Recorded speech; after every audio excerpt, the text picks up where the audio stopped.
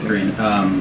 First of all, on the appointment of the special counsel today, former President Trump reacted to this news in an interview, calling this the, quote, worst politicization of justice. He said that this was an unfair and political decision.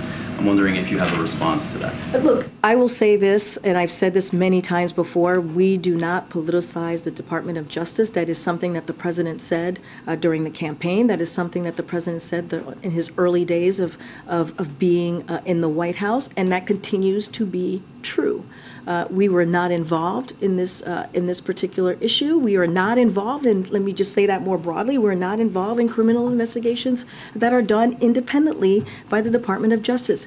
We were not given advance notice. Again, I would refer you to Department of Justice on any questions on this, but this is not an administration that the president has been very clear that will politicize the Department of Justice.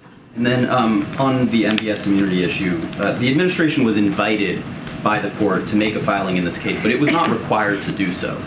So why not let the court make its own determination as it relates to MBS's immunity, particularly at a time when you're supposedly reevaluating the relationship with Saudi Arabia? So look again.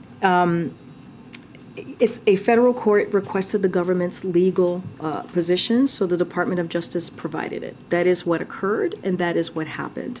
It was not required, is the I would refer you to the State Department on any other specifics. This is what I'm laying out to you: is that a federal court requested the government's legal position, so the Department of Justice provided it. The immunity determination is made based on longstanding and well-established principle of common law.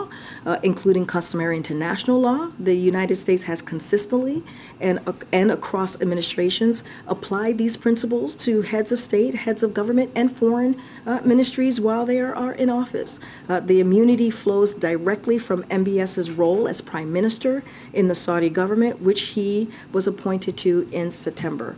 Again, I would refer you to the Department of State on any further questions. One last question. The top Republican on the House Oversight Committee, Congressman Comer, has said that he's investigating the president's involvement in his son Hunter's foreign business dealings. Looking for your reaction to that, and then on the merits of the allegations, can you address whether the president was involved in any of his son Hunter or his brother's foreign business dealings? So look, there's a little bit of interesting, kind of on-brand thinking here because. Congressional Republicans ran saying that they were going to fight inflation. They said they were going to make that a priority. They were very clear about that these past several months. And instead, what they're doing is they're focusing, they're making their top priority. They get the majority, and their top priority is actually not focusing on the American families, but focusing on the president's family. They're not coming up with solutions on how we're going to lower costs for American families. They're not coming up with solutions on how we're dealing with issues that matter the most to American families. Look, the midterm elections were very clear. They were very clear where Americans said they wanted us to deal with real issues. They wanted us to deal with what we were seeing with democracy. They wanted us to deal with how we're going to fight for freedoms and for rights of the American people.